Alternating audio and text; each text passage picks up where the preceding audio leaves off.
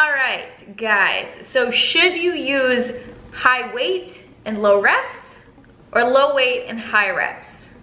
Let's get into it. So before I do get into this video, I want to give it some precursors, some things that you must understand, realize before I actually talk about this topic, because it's really important. So first of all, most people that are watching this video, that clicked on this video, are trying to recomp their body in some way. So they're trying to gain muscle and lose body fat most of the time. So that is the person that I'm talking to. That is also myself, especially at this current phase in my life. So this is not somebody who is powerlifting, triathloning, running a marathon, like just random other fitness things. This is somebody who wants to gain muscle and lose body fat specifically, or gain strength mixed into that, because those all go hand in hand. So that is who this person is for. And there is this preconceived notion that by doing less weight and more reps, it should be easier, it should take less effort.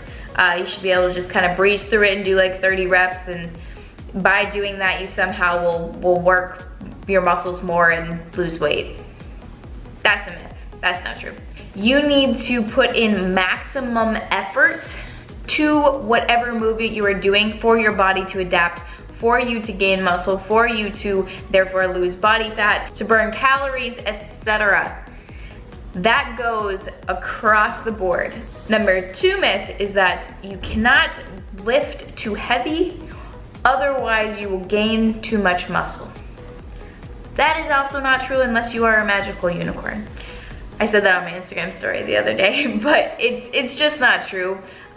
Especially because most of the people that say that are people who haven't necessarily been in the gym yet, which is totally fine. But you're not gonna go in the gym and do like a 1 rep max on a deadlift, or like go lift 70-pound dumbbells for shoulder press. Like none of that stuff's gonna happen, first of all. So you don't even need to worry about it. Second of all, it's about the max effort. So it doesn't necessarily matter how much you are lifting, it matters how tired you are, how exhausted you are, how much you are working your body and your muscles. That is what is important. Your muscles need to burn to feel that soreness after, to feel those muscles breaking down. So really when we're discussing this topic, we're talking about whether we're going super heavy or a little bit less heavy. It's not like lightweight versus heavyweight. It's not like 70-pound dumbbells versus 5-pound dumbbells. It's like 35-pound dumbbells for shoulder press versus like a 20-pound dumbbell or 25-pound dumbbell or something like that. So it's not like it's a lightweight and a heavyweight. It's like it's a super fucking heavyweight, or it's like a little bit less heavyweight that you could do more with. So that's the other precursor. So when it comes to rep ranges, amount of weight to use and things like that, I personally find the best results within myself and within all of my clients by doing a mix of both. So when you're first getting into the gym, this leans a little bit more towards the higher rep range, because your strength isn't there yet and you're new and you don't necessarily have the form flawless on all of your movements, so why would you go as heavy as you possibly can yet? So take that with a grain of salt, but this is I'll speak I guess to my own routine.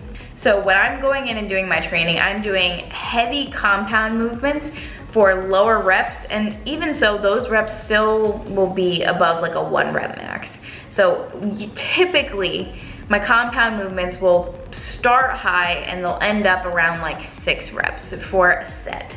So that's a compound movement, and it's important to do both because that is working both types of muscle fibers, so 1 and 2, breaking down both so your body can rebuild itself and build itself bigger. When I do lighter weight, it's for isolation movements, for movements that I need to really focus on a smaller muscle group, otherwise the bigger muscles will take over. Like just because I can do a 30-pound side raise doesn't mean that it's actually working my shoulder properly. I'm probably just swinging the weight and using like my trap and my back and everything else. So if I'm doing an isolation movement, so that would be a bicep curl, a side raise, a rear delt fly, calf raises, leg extensions, things like that, like all of those things I'll be lifting different amounts of weight, but I won't be going as heavy as I possibly can move the weight, if that makes sense.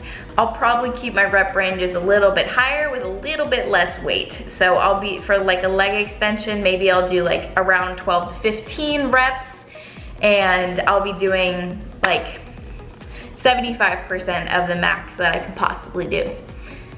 That's kind of how you work it. So if you guys are doing 5 exercises in a training session, make 2 of them like more compound, where you're doing between like 6 to 10 or 8 to 12 reps for those movements, and then do some isolation work or some less taxing work. And on those things, you'll probably have a higher rep range, like 12 to 15, and you'll be doing a little bit lighter weight just because you can't do it otherwise. You can't do it the most effectively otherwise. Which is better?